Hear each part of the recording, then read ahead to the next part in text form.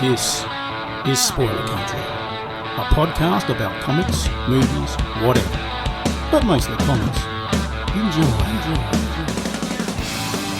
Previously on Spoiler Country. I wanna see Mike. Peacock, cock, cock. Mike. Peacock, cock. Mike. Peacock, cock, cock. Mike. Peacock, I wanna see Mike. Peacock, cock, cock. Mike. Peacock, cock. All right, welcome back to Spoiler Country. I'm Kenric, and that's Johnny Horsley. And today on our show, we got something, it's in vain of everything we do. I'm going to take it a little different direction than Johnny's going to be ready for. And it's really why Batman, specifically Batman for me, is the greatest superhero of all time. We're going to put in Superman in those things because I think these two particular heroes is more in the specifically American psyche than any other superhero from the superhero genre. Yeah. And a testament to that is people will buy and wear Superman t-shirts, Superman, Batman tattoos. They will have everything Batman or Superman centric towards their personal daily life in a lot of ways, like bumper stickers, t-shirts, like I mentioned before, tattoos, posters. The Seahawks use a Superman symbol. Yeah, but they don't actually read any comics, maybe not even ever read an actual comic book, right? What those heroes are from ever before. And I think it comes down to not just the marketing. I think it comes down to the way the logo looks and what, because I think Batman, is a really cool logo that it's different, right? I don't think you have what other hero has, I guess Captain America and the Marvel side would be the closest other superhero that would be where you see a lot of people have like a Captain America. They just have the shield as a tattoo. Yeah, or they have that's recent. Captain America that's recent, t-shirts. Though. It is more recent, and that's with the incept of the movies that has pervaded that to come forward. But I think Superman and Batman has really hit that cultural significance. I don't know how else to put it. They've transcended from being just a character to being culturally important in Americana. They permeated society in a very strong way. So I wanted to take a chance and take a moment to actually talk about it because I think it's interesting. Yeah, it is interesting. It's a cool topic. When you told me about less than 10 minutes ago when we first talked about it, I was like, nope, I like this topic because I'm a DC fan. Well, you're gonna like this one. And then I said, well, I do get. We don't mean to be DC heavy. It's just that DC is through the years has been so. What's the word? Not a mentor, but so influential of everything. I mean, influential. That's the word. I couldn't. You can't argue DC hasn't influenced every other comic book publisher out there in some way.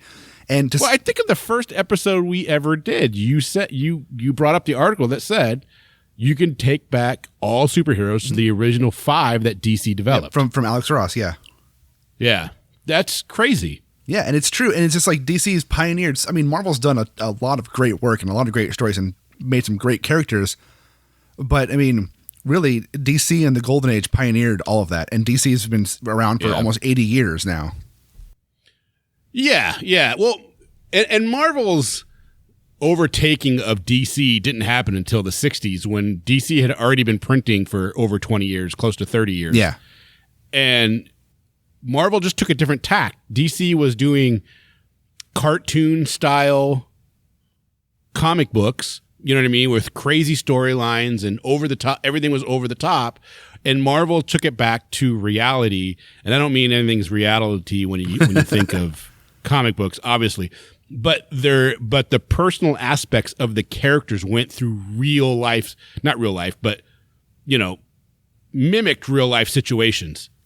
School, love, abortion, drugs, all that kind of stuff. Yeah, the DC of the 50s and 60s was definitely the 50s was a byproduct of the Comics Code Authority because they weren't allowed to do a lot of things. And it wasn't until EC came around really pushing the boundaries in the mid to late 50s, and then Stan Lee and Jack Kirby making Marvel, which then took those boundary pushings but then pulled back on a little bit to push it to more what they did with Fantastic Four and Spider-Man to follow the Comics Code, but to do it in a very, like you said, a more quote-unquote realism way with real streets in New York and real stories to make it to where it was different. Doing soap operas. They were doing soap operas with superheroes. Exactly. And it worked because you read those old Ditko Spider-Mans, they're amazing. and the writing is amazing. But you could take those storylines and add cell phones and a new car, and they would be it would be like, I don't know, it'd be like the I'm trying to 90210, but with Spider-Man. That'd be, You know what I that'd be mean, interesting though? to take a Spider-Man story and just like update it and see how it plays out. Like a random issue from the 60s. Yeah, but you get what I'm saying, Yeah. though, right? Oh, I mean, yeah. it was very much a teen drama, and it really hit a nerve, you know? It did. But Batman and Superman, even through the 60s, through the crazy 60s, and then when DC really came to Earth in the 70s, and I mean to Earth, they just became very gritty. Like, Neil Adams' Batman was a very gritty comic book. Yeah, it was. Well, You know, Neil Adams and- took Batman from being the campy Adam West Batman to being the Dark Knight. Yeah, I exactly. mean, everybody likes to He say, really- everybody likes to go, oh no, Frank Miller made Batman dark again, but Frank Miller wouldn't have made the Dark Knight if Neil Adams hadn't done what he did in the 70s. he was greatly influenced by Neil Adams' Batman. Yeah. You know, but the point is that even through those 60s, people were still very much infatuated with Batman. And I think it has a lot to do with that. He doesn't have any superpowers. Everything is of the mind, and he's strategy. And then the physicalness of Batman is that I guess you could probably say he's the greatest peak physical condition a human can be in. Yeah, he is. And another thing that makes Batman so intriguing is it's just he's a regular person like you and me that has peaked himself on everything, which is, intelligence and computers and physical ability and martial arts, which, obviously somebody can't do all of that in real life, but it makes you feel like you could do it because he's just a regular human being. Yeah. Yeah, exactly. And his backstory, what happened to his parents. Everybody knows what happened with Batman's parents. We don't need to go through the whole thing, but having his parents murdered in front of him, you can see as your own person if that at 9 or 10 years old or however old he is when it happens. Yeah. I think it changes depending on who's telling the story. But you can see in yourself that if you witness that you can understand why he seeks this vengeance, this justice, I guess you could say, throughout the rest of his life. Because it was a crazy thing that what happened, and you can understand the feelings that he has. Well, and the whole thing about if you think about, he was created in 1939, and to have that dark of a backstory in the late 30s, Yeah. in a time frame of comics where all happy-go-lucky and, fighting Nazis. his and wasn't. It was a dark tale for the time, and it was, it's set the tone for the character for the next 80 years and all the characters that came Yeah. after him. Yeah. What do you think of his logo? It has evolved over time, obviously. I like that they keep changing it. I like that DC keeps modifying the but logo it's every still couple the of years. same basic logo. Right, they keep the same base to it, but they definitely. I like that they update it because, some people, and I've fallen in this trap before too, and I do it a lot. I try not to. Where you get caught in nostalgia, right? You get caught in it's Yeah. been that way for so long, you can't change it. But if you don't change things, you never have the chance to have something Exactly better what was and our new. problem is with Star Wars. Yeah. Is we're so caught up in nostalgia that we forget that it's not really made for a 40-year-old man. No, you have to be able to accept change, good and bad. You're going to get good and you're going to get bad. And I think we've had some bad logos over the years. We've had some. The current chest plate logo on Batman in Rebirth is pretty freaking cool looking. Isn't that the black on black? Yeah, with black on black with yellow outline. Oh yeah, that is cool. Yeah. I thought it was great. And you wouldn't have that if everybody just stayed true to the original logo and didn't update anything. That's the problem. That's the problem on the Superman side is everybody gets so pissed off when they redesign Superman, but it's like sometimes you got to update things. Like when they took away his underwear, like I wasn't a fan of that, but you got to take chances. You got to change things for the times. What was Superman always When made they fun took of? away the outer underwear. Yeah. Back in The shorts, 2011, the short everybody shorts, made fun of basically. Superman. He wears his underwear on the outside. Well, you know who else did it back in his time? Everybody they just never took him off Superman. Batman has underwear on the outside, That's kind of he wears his underwear on the outside. Yeah. That's true though. It's kind of funny. It's not looking underwear. now. It's based off the strongmen of the circus with the It's short shorts. Yeah, they wore those shorts over their pants, over their tights, and that was the look of Yeah. the strongman. That's why Superman had those shorts on. But when they took off the shorts in 2011 in New 52, people lost their shit, and it's like, but It's like, why are you doing this? right? Now, I'm a fan of the classic Superman costume with the underoos, and that's fine. But I'm not against him evolving and having something different. It doesn't make him a worser character. Right. No, this is true, and it's change is good. Like Frank Miller, you look at the logo that Frank Miller did, it was fat. You know what I mean? And I don't mean P-H-A-T, I mean F-A-T. It was fat. Yeah. And it had short ears. And if you look at the logo that Todd McFarlane did, which if you haven't gone back and looked at Batman Year 2 with Todd McFarlane doing the art, do yourself a favor and you can see where the Spawn cape really came from. He perfected that doing Batman, and it is amazing. But he has he elongates the ears of the cowl to a exaggerated state, and it looks amazing to me. I always loved that look. And then the logo, he elongates the ears on that as well, and then really exaggerates the tips on everything, and it looks amazing. And I think that when Tim Burton did the movie, he must have took direction and influence from McFarlane's Batman, because he has more of that kind of look to it. Yeah. To me. Well, you're talking about the pointy But ears. they're both cool looking. Like Frank Miller's version is cool looking, you know? And then you look at McFarlane's and it's cool looking. And then, of course, you look at Neil Adams, who, I swear to God, I think everything he does turns to gold, because that's an investment tip right there, guys. Especially back then, Neil Adams was the god of Batman. I mean, he was amazing. If you want stuff from the 70s and late 60s that are going to be worth money at any time, just make sure Neil Adams drew it. And you're probably pretty safe. Especially the cover work. Oh man, his covers were amazing. I love Neil Adams' artwork. I've always been a fan of his. Even if he does charge for a signature and charge for a photo these days, I'm still a fan of his artwork. Yeah. I mean, it's hard to make your money how you make your money. I guess that's kind of I mean, you got to do what you got to do for your monies, and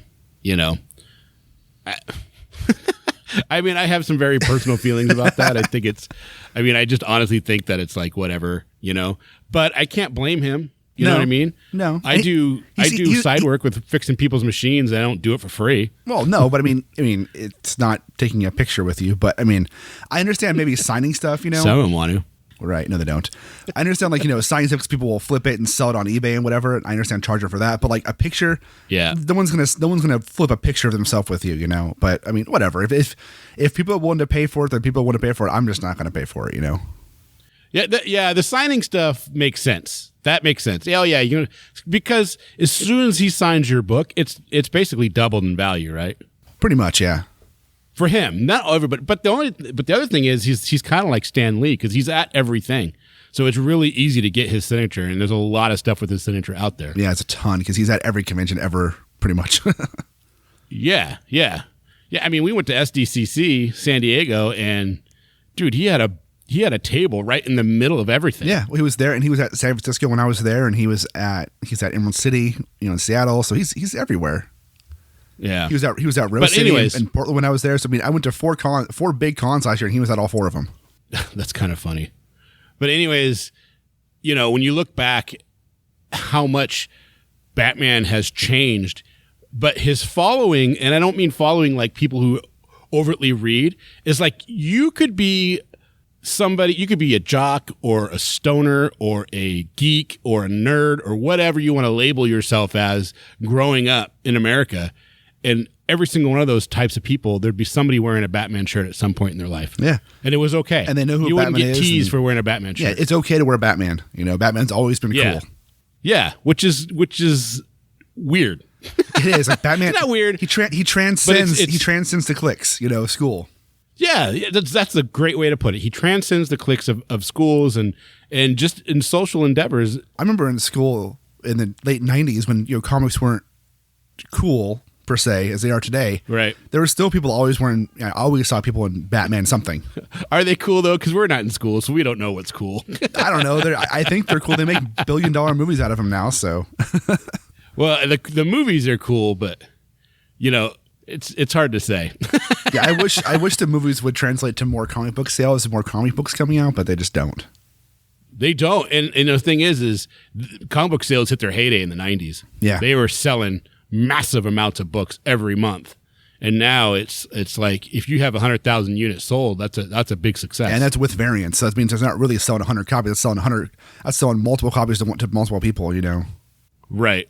Well, that's selling a bunch of copies to stores. I still have a problem with the whole variant thing that we talked about months ago. Yeah, well, variants, 99% of variants suck. Yeah. I don't mean they suck in the fact of how they look. They're just pointless. Yeah. Right.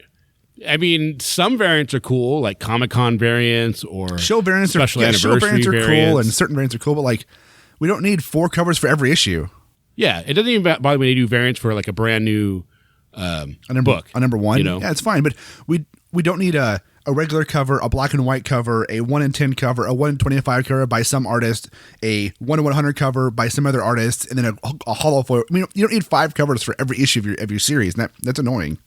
Dude, you know how I felt about variants. I was pissed off at DC for 2-3 months. Yeah. And I still get mad about it because they sat in that convention, in that retail portion that we sat through, and told us no variants for metal.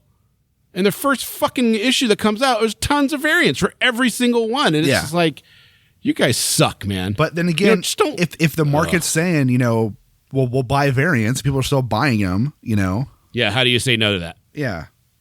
I get it. I mean, I get it. I just felt lied to, and I was kind of mad. And maybe they said something. I don't know. Maybe I don't know what the fuck. Man. Maybe we I was just misheard, but I was irritated. pretty very clear with what I heard. I'm pretty sure I heard what I heard. Because we Right, walked outside and exactly. talked about it on the mics and recorded it. Yeah, we were excited by that because we had done a whole episode about variants. Yeah. And then all of a here they sudden- are talking about how they're not doing variants. We're like, finally, somebody actually, listening to what people are talking about. It does no good. Yeah. But on the other side, though, then we go and we talk to Mike Grell, and he's doing all the variants for Arrow, and that's good for somebody like Grell Yeah. that is work for them, and that's cover work for them, and he gets paid for that. And so there's a part of me that's like, if they weren't doing variants in Arrow, there's a good chance that he wouldn't have done any covers for them. I think our biggest issue with variants is what it puts on the comic book shop, and like you have to order 10 to get 1, and that's the part I don't like. Is they're going to do variants, and it should be you get them and you can order them as you want, or there's some show special. It's like it's a 1-to-1 variant. You can order either the variant or the regular cover. Just do a limited run, and then and when somebody orders it, like a comic book store, you have to be a dealer to order it, and you're only allowed a certain amount. Yeah, there you go. So you don't have what's the comic book store in New York City that's huge?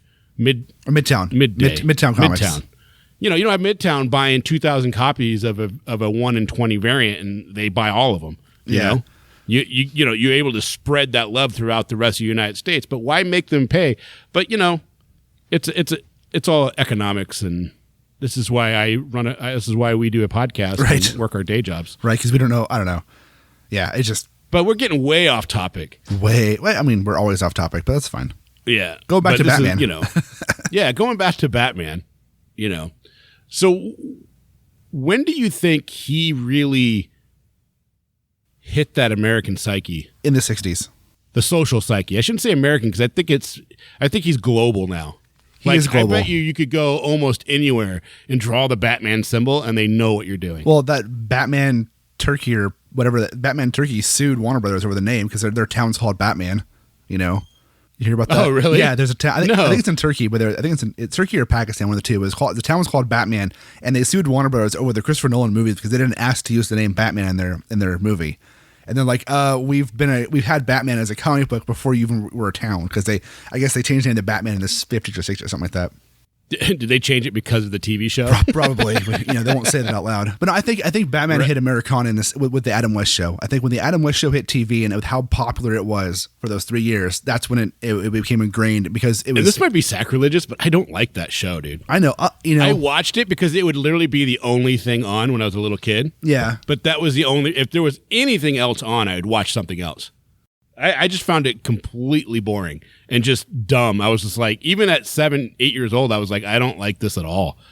yeah, I watched it and because it was on all the time on Fox on Q13 here in Seattle. Yeah. And always on reruns. And I watched it because it was Batman. I was like, it's Batman. I should love this. But the whole time I'm like, God, this is corny. Yeah, it was too. I think that's what it was. It was too corny, and it was just. I don't know.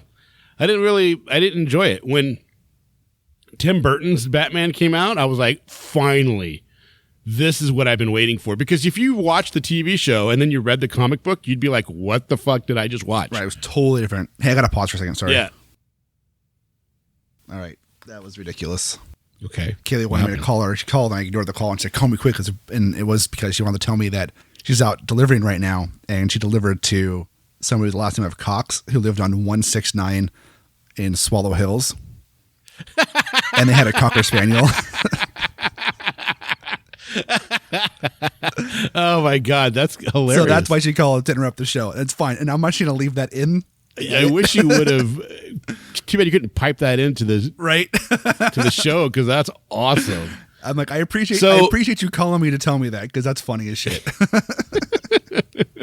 Anyway, it's the Batman Adam West show. Mad respect to the show for what it did for pioneering the stuff. I myself didn't care for it too much.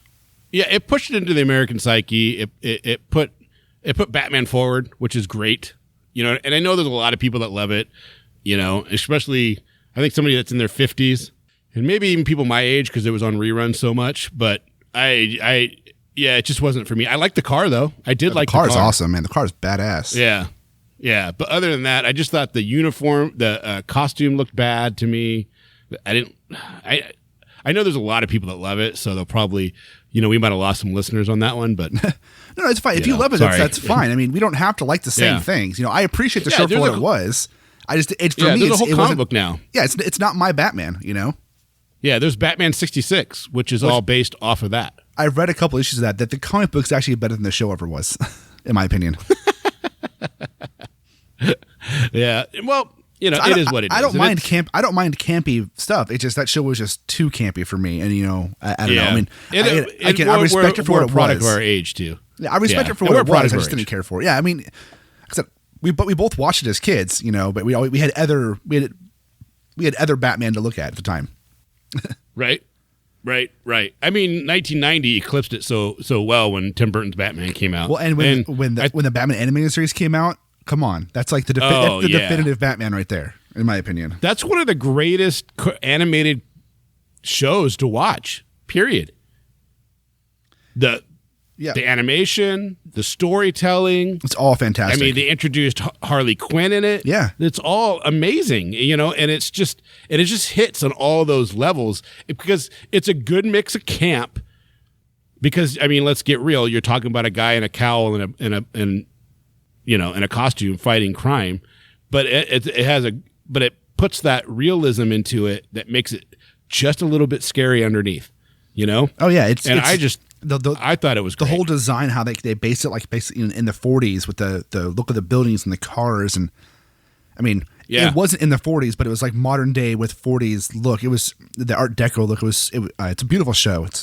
It's almost like steampunk.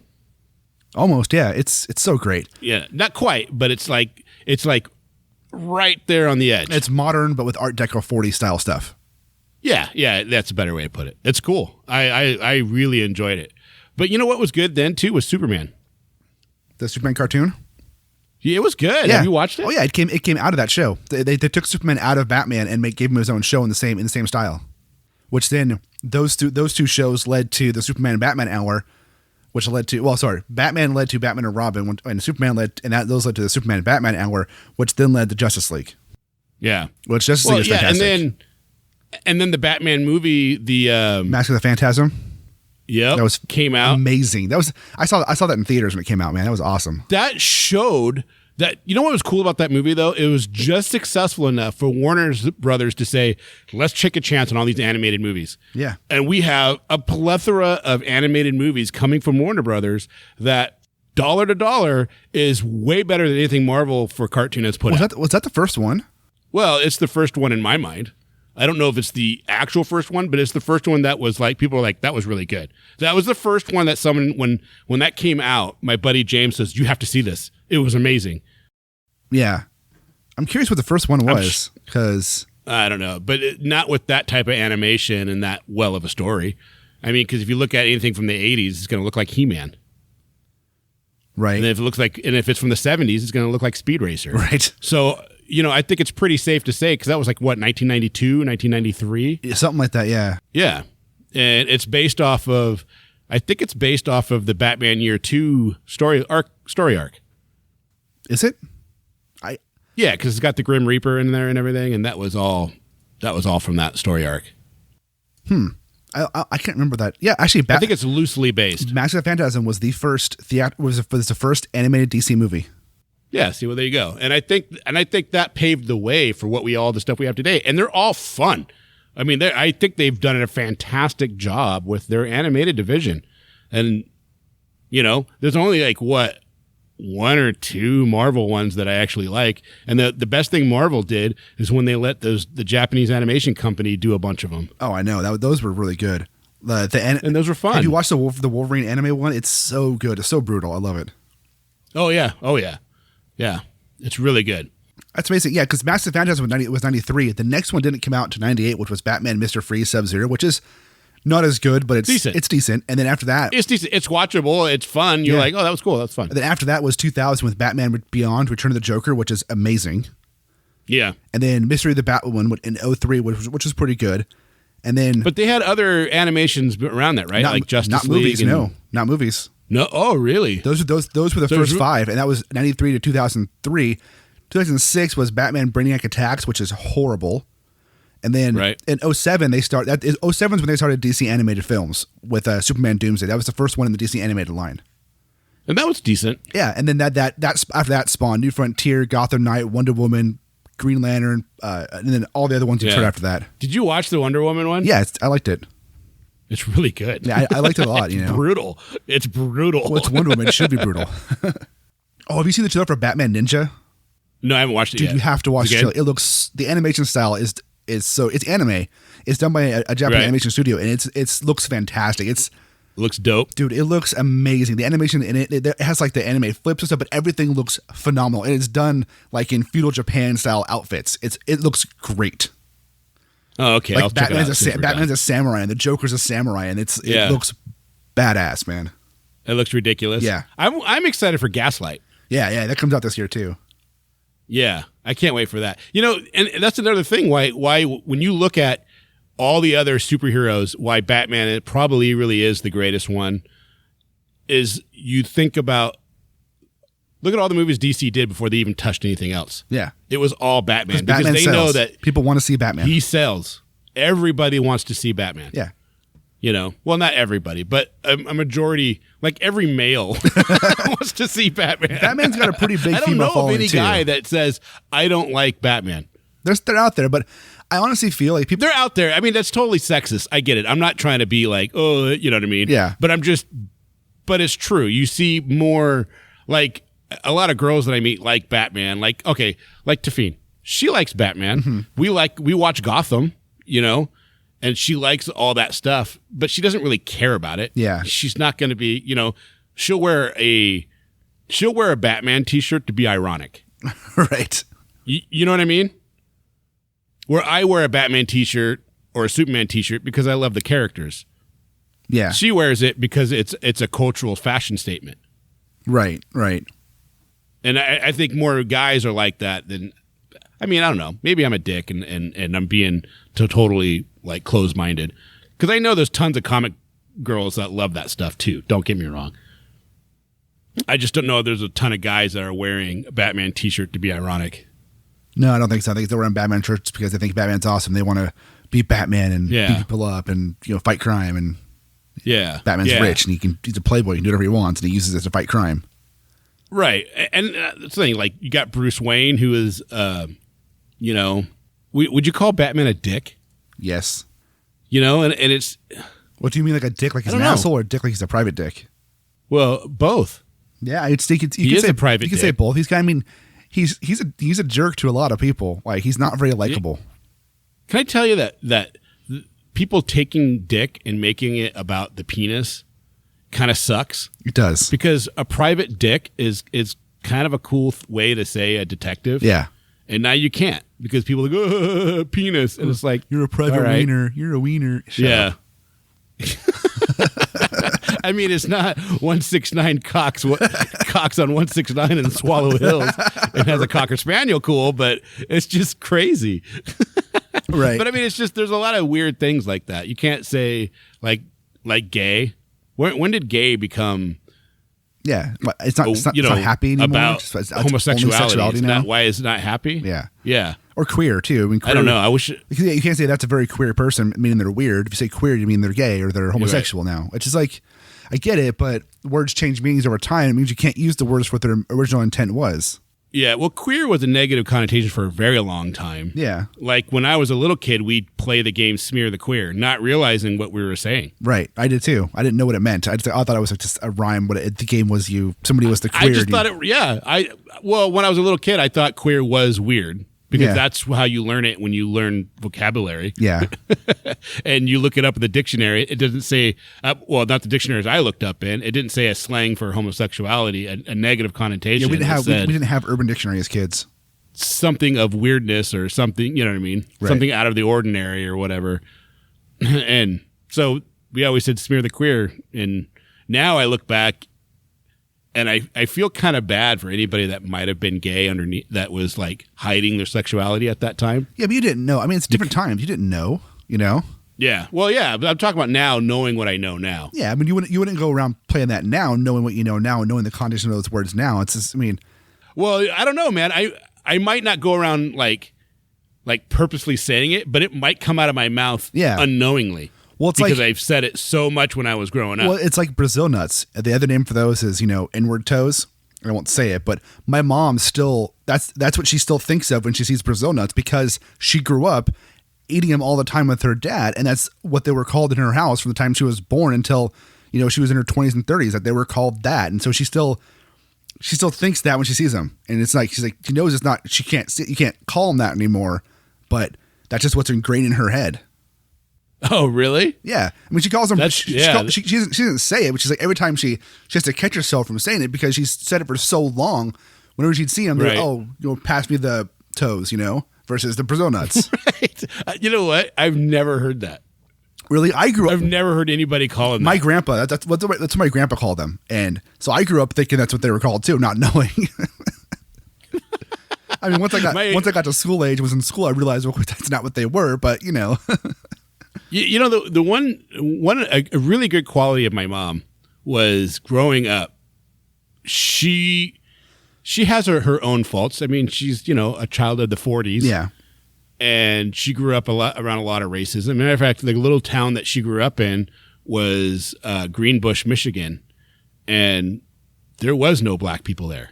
And when there was a base nearby, and when there was black people on base, they would tell them not to go to Greenbush, especially at night, because it's just it was the 40s, and it wasn't a good place. It was the times, even though it was a very small town, right? And my mom knew she had some racist or racial bias, I should say, racial bias. Yeah. Well, and honestly, it's hard not to when you grow up in a town of just your race. It's hard not to have any bias. Yeah, and then as we were growing up, though, she was very cognizant to call out when, like, my dad said a joke. Yeah. Right. Good. And yeah, and she would be like, "That's not funny. That's not right." You know what I mean? Everybody's everybody. Yeah.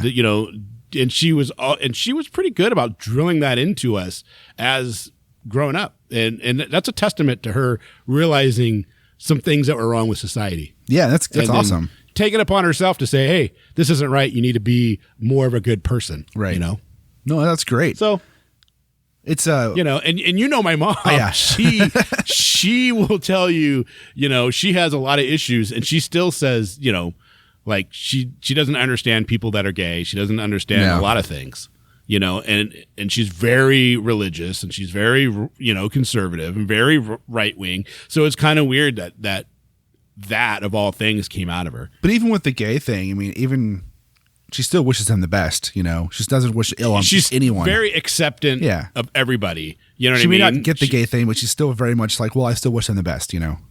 Yeah, she still wants you to be happy and have a good life and be healthy and get everything you deserve and need. Yeah. She's not, anything beyond that. And she tries to keep her prejudices to herself. Yeah, she's not a hateful person by any means. No, not at all. But going through, and then let's tie this back around.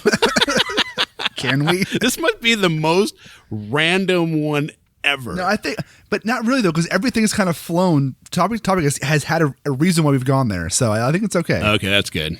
So when you think of Batman, though, and it's kind of funny because let's tie in Superman to this, because I know Superman's your favorite. Yeah.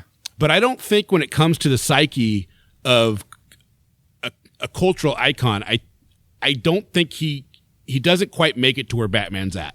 He's there, but Batman is like, he's a couple steps up, and I don't think Superman would ever overtake that, because I think there's an issue of, I think Batman being a man makes all the difference, and I think Batman having these dark, brooding colors and the concept of his parents dying, even though Superman lost a whole planet.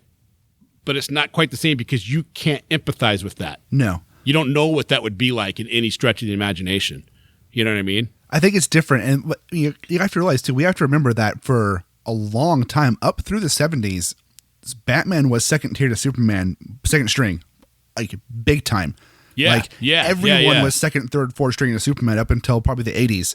And no one could touch Superman. You think it was the 80s? I think it was more like the 60s. Dude, I think once Batman, Superman, the Superman, TV movie, show came out. Superman the movie, that was the biggest thing in the world, dude. That was the biggest thing for comics to ever happen.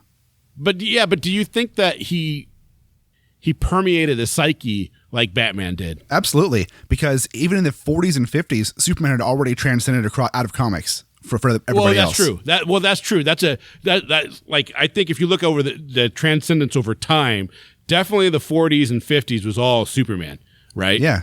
But I don't know that he ever had the same impact like what Batman has on everybody comparatively. Does that make sense? Well, I think he did. I think it was just earlier. I think what happened is the comic aspect of Superman dropped off in the 60s because of the Comics Code Authority and because of the rise of Marvel.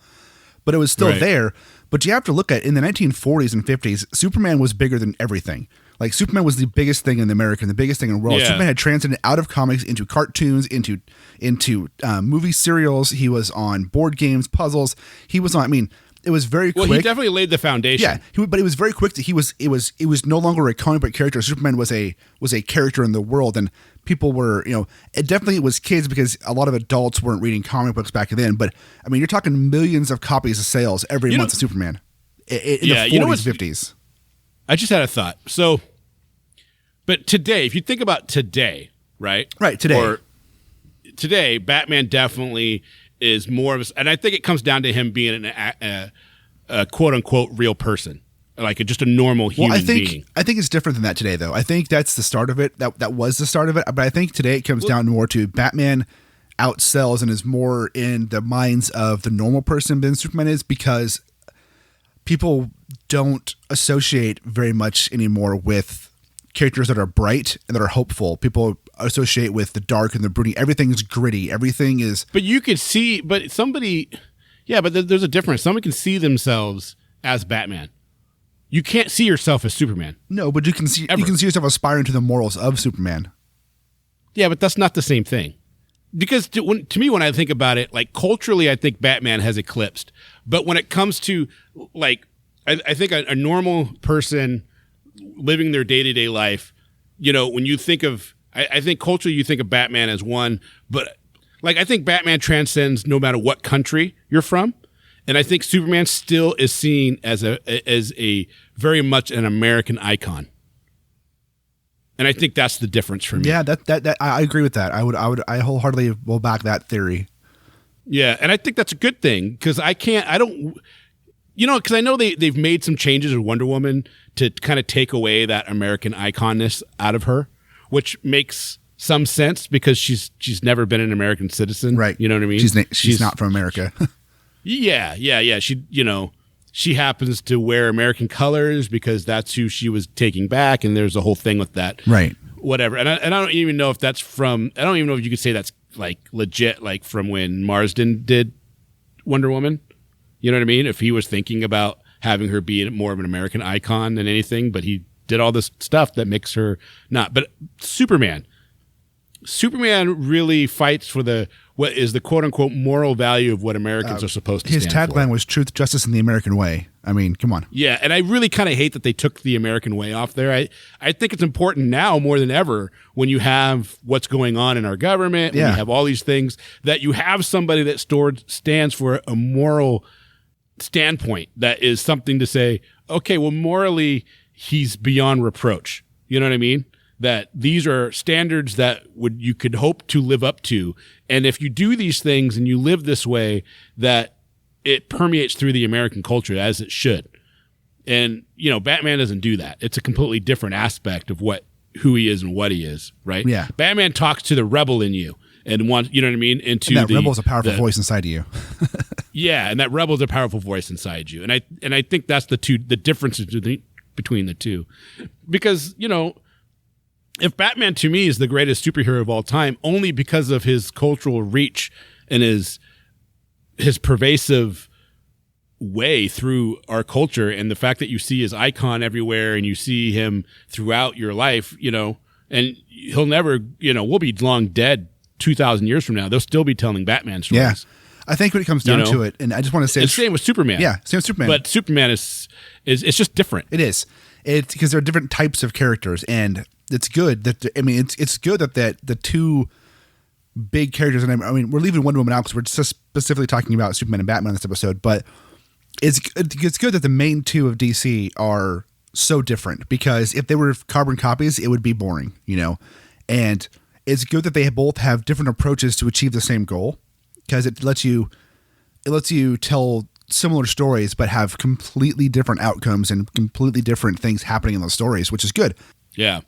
As we're sitting here I'm thinking about, okay, what other characters could you lump in with, say, Superman and Batman? If you had to pick a top 4 of characters that are transcendent across Americana and have the same kind of, obviously nobody else is gonna have the same reach as those two characters, but similar reach, Right. I would say the top 4 for me would be, obviously Batman, followed by Superman, and then Spider-Man, and then Wonder Woman would be the top 4 that I would think are the most recognizable and transcending across genres. I think Wonder Woman now, because of the movie and how much emphasis or influence she's had with, especially with with women, and I think it's great.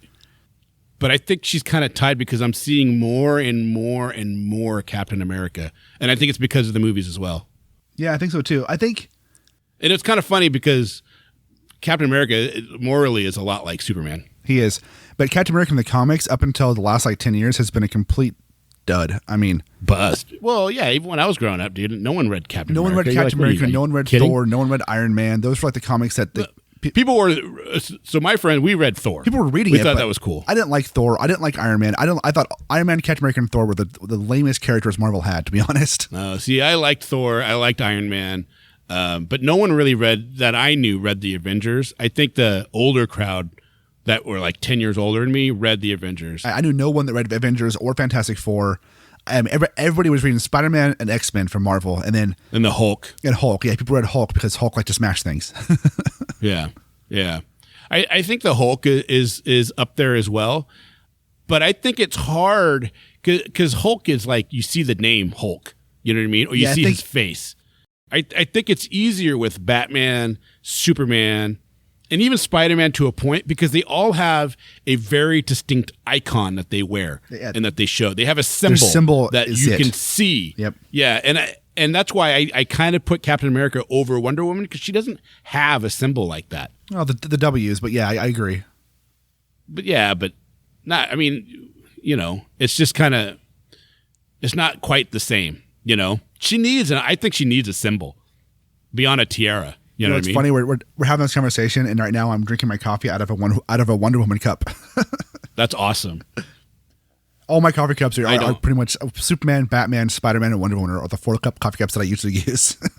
Yeah, because even Wolverine, who is a massively popular character, nowhere near as transcending as those 4. No, he doesn't have. But I think a symbol makes all the difference in the world. When you see it, your mind goes, Captain America, Superman, Batman, Spider-Man. Well, for Wolverine, claws or his mask, but even then, it's that's not he doesn't have an emblem he wears. It's not. Yeah, it's not an emblem. And Spider-Man's is kind of weak when it comes to that. It's not as powerful, and I don't mean powerful. But the Todd McFarlane symbol was freaking badass, man. Oh yeah, dude. Well. It's Todd McFarlane. You're talking about one of the greatest artists of all time in my book. Say what you want about him as a person and some of his legal stuff he's done. He's an amazing artist. Yeah. Has he had some weirdness with his legal stuff? Yeah, he had some legal. He had him and Neil Gaiman got into a couple of lawsuits where basically Todd McFarlane stole stuff and didn't want to pay for it. And well, that's why Angela's in the Marvel universe now. Well, that and the whole thing with Medieval Spawn. Oh, I didn't know that. In issue 9 of Spawn, when Neil Gaiman wrote it, he created Angela and he created Medieval Spawn. And Todd McFarlane didn't want to pay Neil Gaiman any royalties for using that character, so he created Dark Ages Spawn. And it went to court. And I may have the names mixed up, so if everybody knows the names, just let me know. But it's basically, I'm pretty sure it was Medieval Spawn, which Gaiman created. And it went to court, and I gave the judge credit. The judge went home, he heard everything, went home and read a bunch of Spawn comics, and came back and decided and said, Mr. McFarlane, in your lore of Spawn, there's only one Spawn in any given time, and you have Mr. Gaiman's Spawn, who was created in this time frame. And then you created Dark Ages Spawn in the same exact time frame, making him a copy of a character Mr. Gaiman created. So you owe him the royalties. And used his own lore of Spawn against him, pretty much. That's funny. Which is great. And then I wonder, Gaiman gave all the money to charity. Because both lawsuits he won, he gave them all to charity. And then there was a lawsuit of Mr. Miracle because Tom McFarlane tried to get Mr. Miracle, and that went to court with Neil Gaiman. And then there was the case of Todd McFarlane using a hockey player's likeness and making fun of him in the comic book and getting sued for libel, and him losing that case too. So he's had some court issues. But the hockey player likeness thing, come on. To me, that's like I call BS, because if you're a sports, he admitted it. If you're a modicum of celebrity, then you're gonna have to deal with people making fun of you.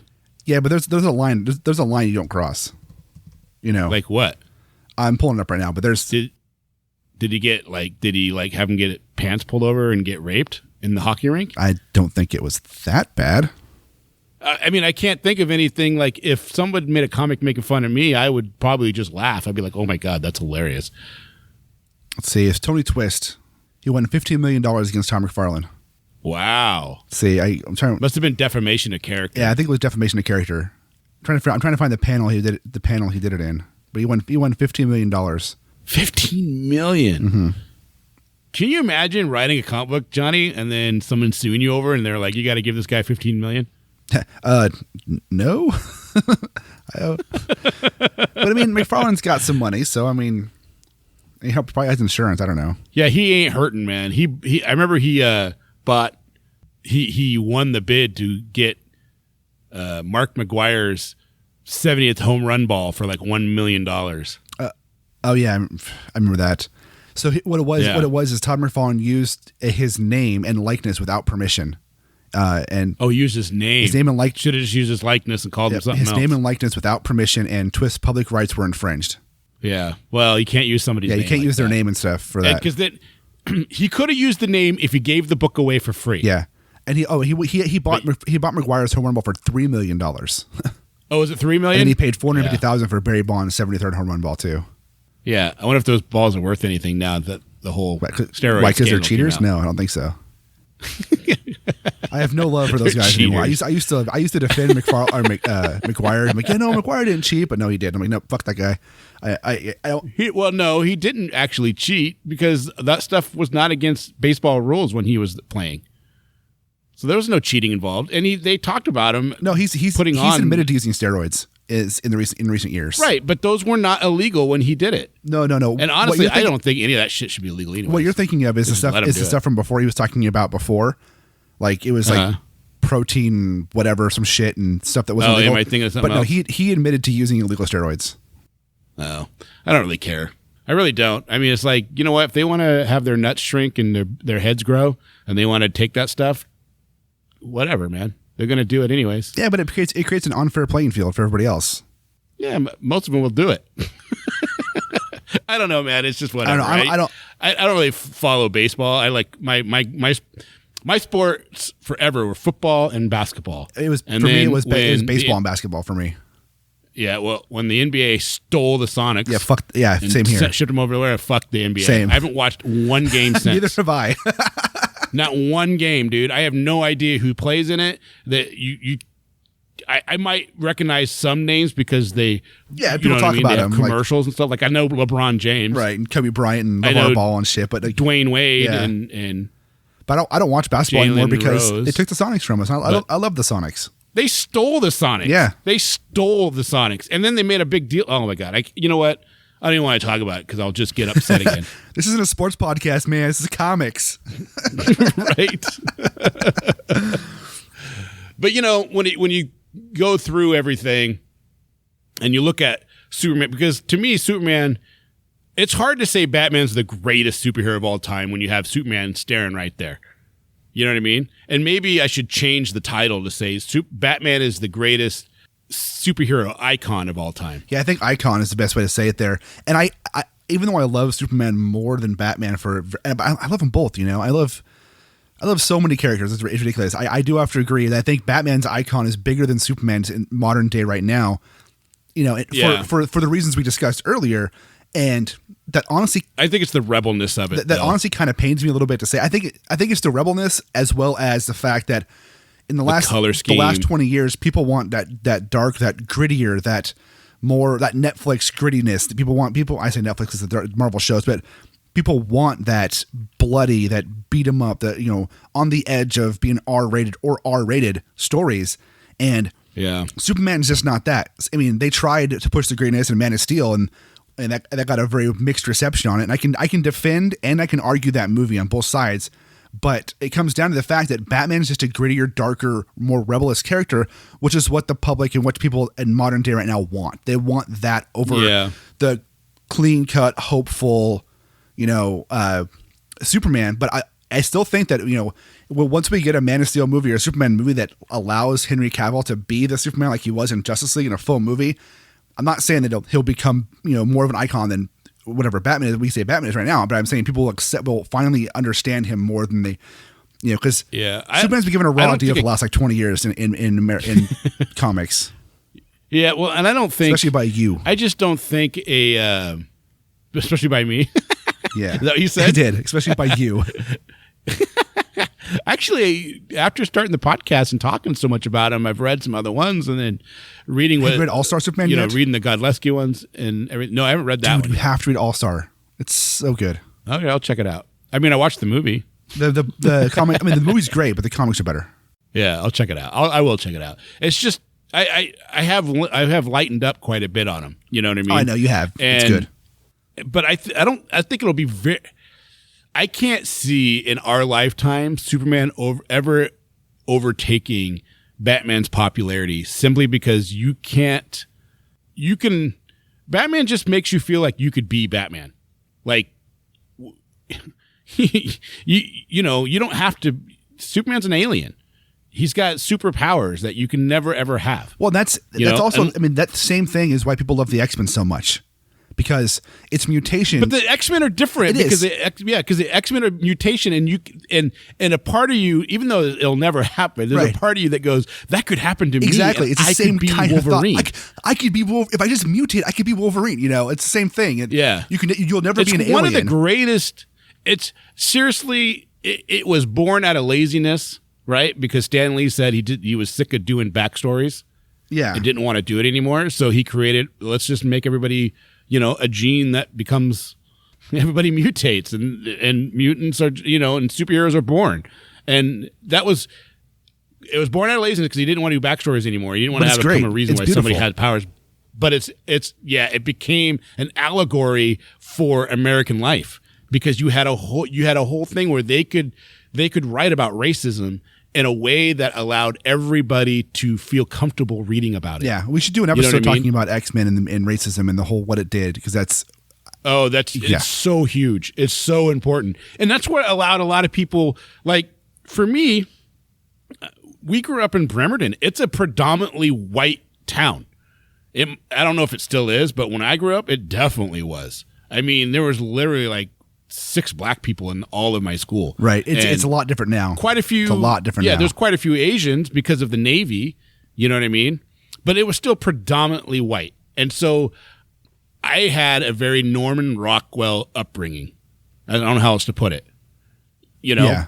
And so I didn't have an understanding.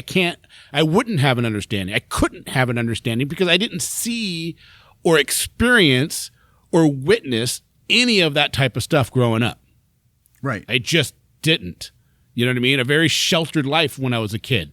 I mean, that's, it's the truth. And I think more people need to admit that kind of stuff, but they don't. They all want to think that they've had this huge stuff. It's okay. It's okay to have a sheltered life. Yeah. Just accept it and reading move the on. X-Men comics brought forward social issues in a way that made 11, 12, 13-year-old mind understand.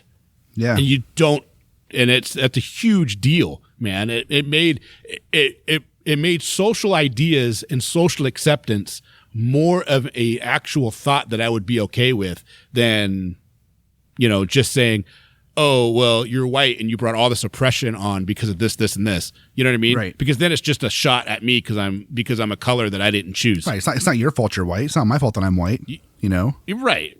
You know what I mean? But seeing how society can treat somebody different in a way that makes it sense, makes me understand. Yeah. Big deal. Oh, it's a huge deal. I mean, I think probably X-Men was my first introduction to that topic, honestly. Yeah. As a kid, because as a kid, you don't talk about it very much until you get it in school. And I was reading X-Men comics before we learned about it in school. So I remember reading, the Claremont X-Men and the stuff that dealt with all that, and then getting into school and learning about the Nazis and shit, and being like, oh, it kind of, I get the correlations here. There's a parallel. Yeah, exactly. There's a parallel between this. Yeah, there's a parallel that you didn't understand, and it's scary as fuck that actually happened. Yeah. That's what makes Magneto one of the greatest villains of all time, because he's a villain, but he's not. He's a rebel. He's a rebel fighter. Really, he's a villain who thinks he's doing the right thing. Right. Which is scary. Right. So yeah, we'll have a whole episode about that. Let's do that. Yeah. So, but going back, when you think about Batman and Superman, obviously Superman's your favorite of all time, but what do you think about what we talked about here today? I agree. I mean, I agree that modern day right now, Batman's probably the biggest superhero in the world and has been for a while, and it's going to be, it's going to be hard to knock him off that mantle, so to speak. Would you think it really started with the 1990 Tim Burton film? Like that was the real catalyst, more than the. I think the Adam West show was the beginning. Yeah. Of having him be in everybody's mind and everybody knew who Batman was. Because I don't think everybody really knew who Batman was just based on comic books in the 60s until that TV show came out. Yeah. And then everybody knew who Batman was. Right. I think. And then that influenced a lot of people like Tim Burton, who, becomes a movie director and then goes, I want to make a Batman movie. It was stepping stones, right? Like the Adam West show happened because of the George Reeves Superman show in the 50s. That's the reason why the Adam West show happened, right? It was a stepping stone to Batman. And then because of the Batman show and the Batman movie popularity, that led to them making a Superman movie, which then led to them making a Wonder Woman TV show, which then led to eventually them being the Tim Burton Batman film, which every step of the Batman ladder pushed him further and further out in front, right? Out to where he was at. And then you had the cartoon show, which, all these kids grew up watching, which then by the time those kids like me grew up watching the Batman cartoon and then watching Justice League, and then the Christopher Nolan films come out, which are still fantastic. It's Batman's push even. I mean, you can say even though people don't like him, the other Batman movies in the 90s, they still kept pushing Batman out and pushing Batman products out. Yeah. There's just the Joel Schumacher ones. I don't like. The first two are amazing. Yeah, I find joy in all four of them for very different, and most of it's because of nostalgia of when I saw them and who I saw them with.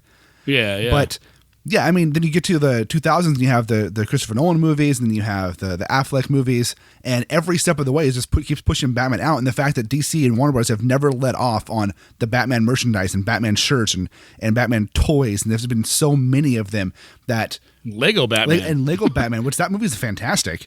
And yeah. It's just when kids grow up indoctrinated in Batman, and not even there's so many people, they are indoctrinated. That's a great way to put it. And so many kids grow up with Batman, not ever reading a comic book, but they love Batman because they watch the cartoons, they watch the movies.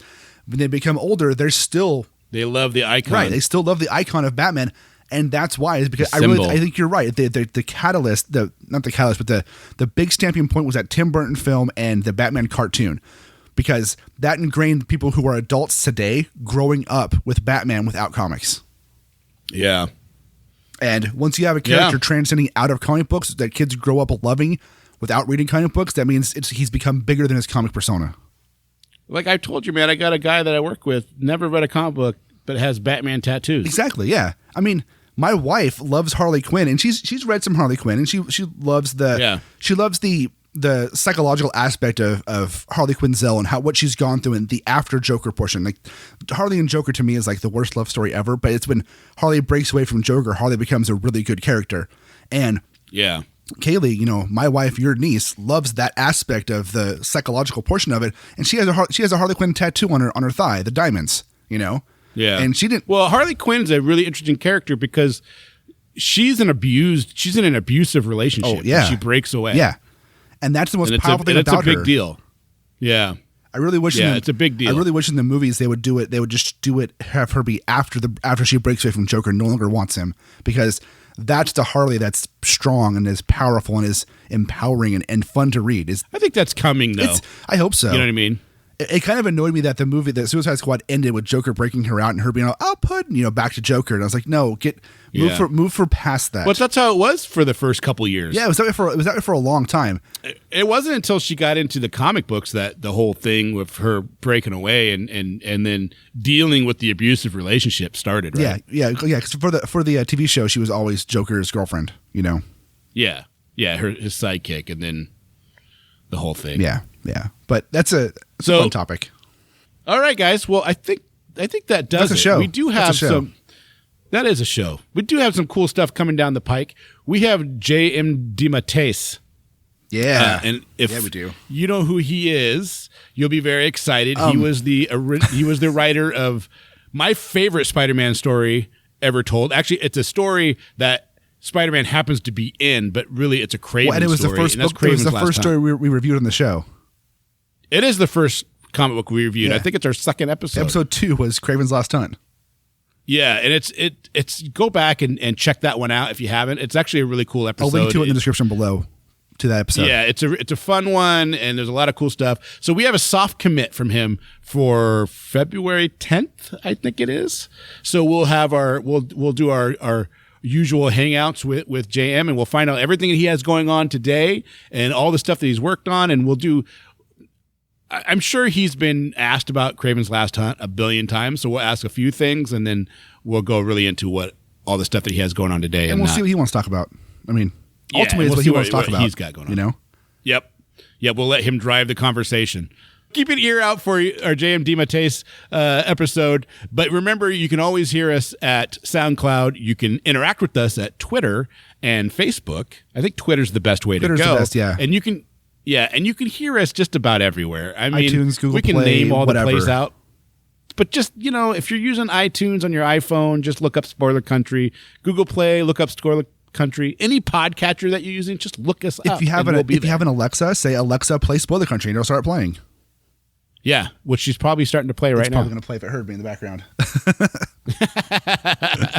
So there you go, guys. Thanks for joining us. Read more, and we'll see you next time. See ya.